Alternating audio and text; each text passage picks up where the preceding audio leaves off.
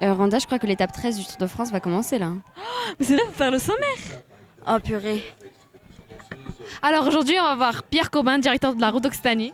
Fanny qui va nous parler de son rôle en tant que responsable de l'éducation des médias auprès des jeunes. Leonardo, chauffeur VIP au Tour de France. Place au générique.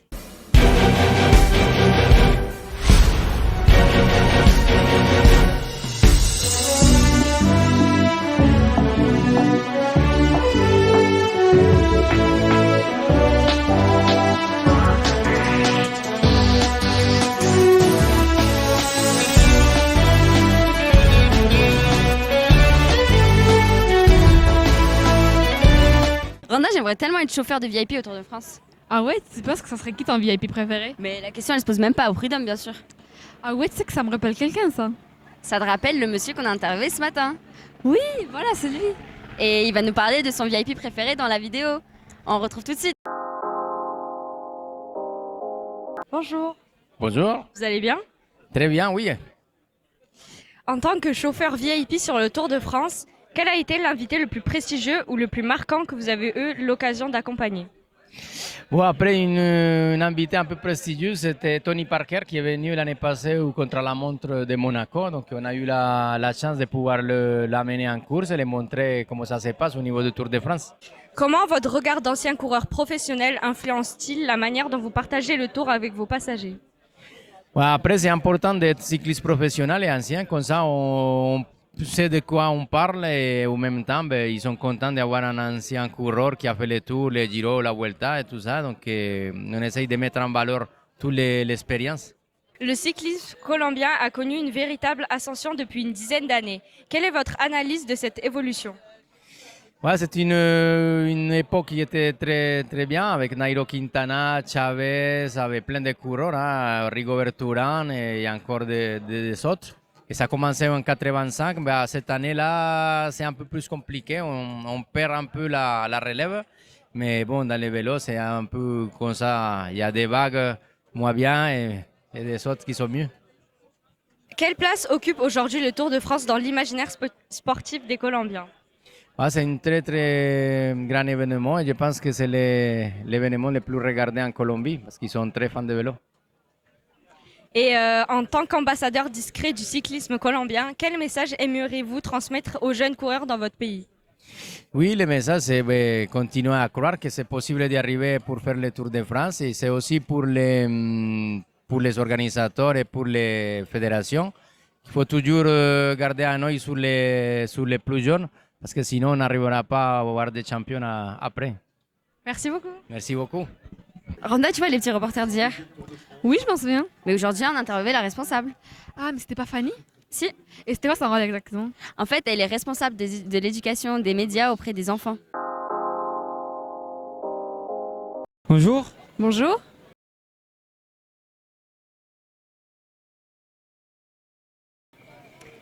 Pour France Télévisions, c'est très important de faire de l'éducation aux médias parce que on est dans une société où on consomme de plus en plus de médias et c'est super. On consomme de l'information, on va voir les réseaux sociaux, mais c'est compliqué aujourd'hui de faire la part entre ce qui est une vraie information et ce qui est plutôt une opinion. Et donc l'éducation aux médias et à l'information, ça consiste à accompagner les jeunes vers la pratique médiatique. Et donc France Télévisions est très engagée sur l'EMI. Donc aujourd'hui, c'est le Tour de France. C'est l'occasion aussi de faire de l'éducation aux médias, de faire découvrir aux jeunes les coulisses du reportage, les coulisses de la couverture médiatique du Tour. Donc on est très très content d'être ici avec Média Pitchoun.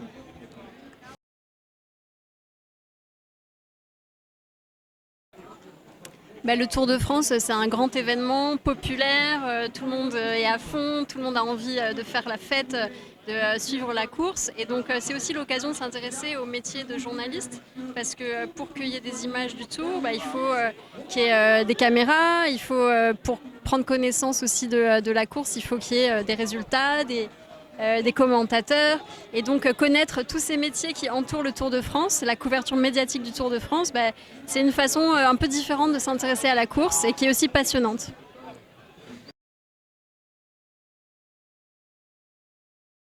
Quand on fait comme ça des reportages sur le terrain, on prend son micro, la caméra, on fait des interviews, on se rend compte que c'est important de poser les bonnes questions pour obtenir des informations.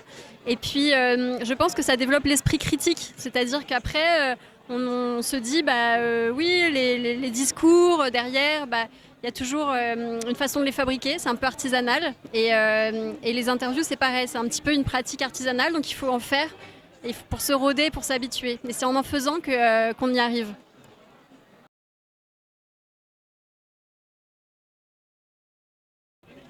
France Télévisions mène des actions d'éducation aux médias. Donc il y a tout ce qu'on fait par exemple pendant la semaine de la presse et des médias à l'école. Mais il y a tout au long de l'année, en fait, on forme des enseignants à l'éducation aux médias partout en France. On fait ce qu'on appelle le Tour de France de l'EMI. Et donc on va dans les académies et France Télévisions contribue à la formation des enseignants. Et puis très régulièrement, on va à la rencontre des élèves. Les journalistes, ils vont dans les classes et ils mènent des projets d'éducation aux médias avec les enseignants, avec les élèves.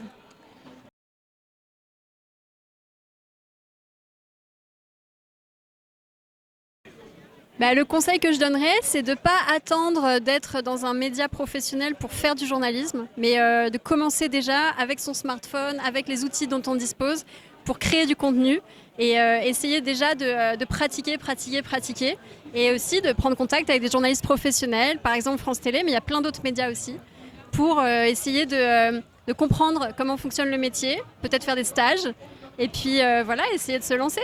Aminat, tu sais qu'avant de venir au Tour, je connaissais pas Loudainvielle. En fait, vu qu'aujourd'hui il n'y a pas d'aider, on va demander à Pierre Cobin, qui est directeur de la route d'Occitanie, qui vient d'ici, de nous expliquer pourquoi Loudainvielle est connu grâce au Tour de France. Tu t'en souviens du Tour de France en 1997 à Loudainvielle? Alors oui, parce que je suis d'ici, je suis de Loudainvielle et en 1997, j'étais dans l'équipe d'organisation de l'arrivée ici un 14 juillet. As-tu une anecdote sur ce passage? Alors oui, quand le Tour de France a décidé d'arriver à Loudainvielle, ils nous ont dit OK, mais c'est un peu mal desservi, il n'y a peut-être pas une ligne d'arrivée, etc. On leur a dit, écoutez, en tout cas Michel Pellieu, qui était maire de Loudainvielle à l'époque, leur a dit, écoutez, on va construire une route. Et 3 mois après, il y avait la route sur laquelle donc Laurent Brochard a triomphé le 14 juillet 1997. As-tu vu un réel changement avant-après sur le développement de Loudainvielle? Ah oui, je crois que c'est un exemple de développement, en tout cas sur la chaîne des Pyrénées. C'était un tout petit village, on va dire un peu perdu au fond d'une vallée. Et là, on est arrivé à un développement exemplaire sur à la fois les thermes, la balnéo, la remontée donc jusqu'à Péragude, la station de Péragude. Ouais, c'est vraiment un exemple. Pour finir, un petit bilan sur la route d'Occitanie 2025. Écoute, le bilan il est plutôt positif. C'était difficile après une année blanche puisqu'on n'avait pas organisé l'an dernier. Il est extrêmement positif et notamment avec notre appui technique sur l'épreuve en Andorre, donc le dimanche 22 juin. Merci beaucoup. Merci. Amina, elle n'est pas déjà venue l'année dernière ici? Mais si, et je crois que c'est un signe parce que le paysage il est incroyable. Ouais, je crois qu'ils veulent voir ça dans les images du jour. Je crois aussi.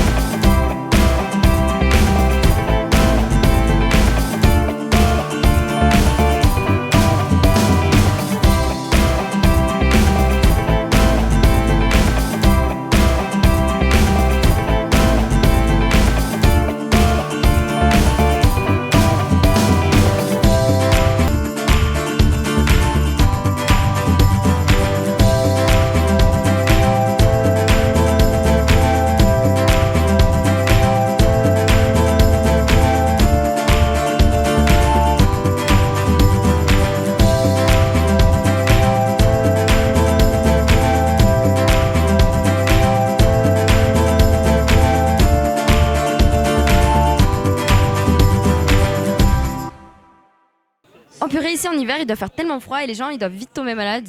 Oui, c'est vrai, mais heureusement, ici, il y a la soupe à l'oignon. Et en plus, elle est super bonne. Mais dis pas, c'est ce que les pitchouns, ils ont fait ce matin. Si.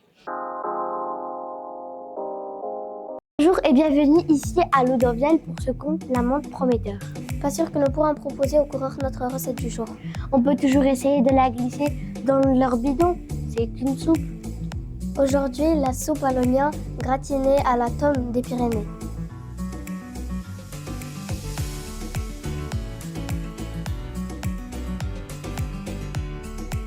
On commence par préchauffer le four à 240 degrés et on émince les oignons.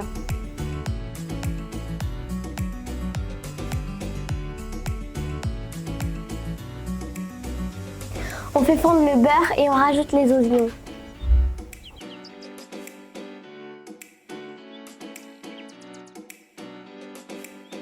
Une fois que les oignons sont dorés, on saupoudre de farine.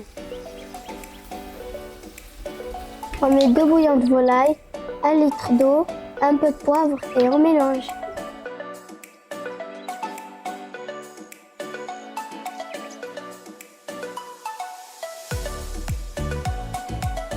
Je baisse le feu et je laisse frémir 20 minutes. Moi, je me suis occupée de couper le pain direct dans le four pour faire de belles tartines grillées. Ok, et moi je vais râper. Je râpe toi? Ah oui, le fromage. Séparez les blancs des jaunes d'œufs. Battez les jaunes avec 2 cuillères à soupe de vin de Xérès. Retirez le feu et ajoutez le mélange.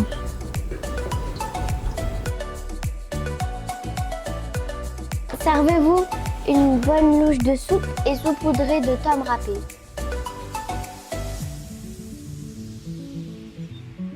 Retrouvez-nous dans notre émission Détour sur les tours, nos interviews, nos rencontres sont exceptionnelles, je ne vous en dis pas plus. Petit résumé de cette 13e étape du Tour de France, ici à Loudonvielle. Notre journée en photo sur nos différents réseaux sociaux et nos émissions à découvrir sur TV Pitchoun. Et voilà, notre soupe à l'oignon gratiné à la tome des Pyrénées est prête. J'espère que les coureurs du Tour de France vont l'apprécier. Oui, c'est exactement ce qu'il faut après l'étape d'aujourd'hui. Un bon bol chaud et délicieux. À demain!